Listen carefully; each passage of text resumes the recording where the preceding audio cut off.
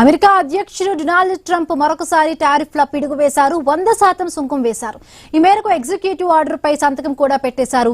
ఈ క్రమంలో భారతీయ కంపెనీలపై పడే భారం ఎంత అని ఆరా తీస్తున్నారు.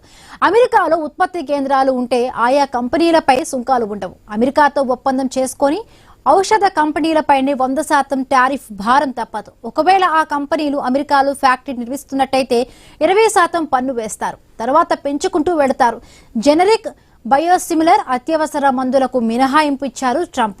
భారత్ నుండి అత్యధికంగా జెనరిక్ మందుల ఎగుమతి అవుతూ ఉండడంతో ఆ ముప్పు తప్పినట్టే.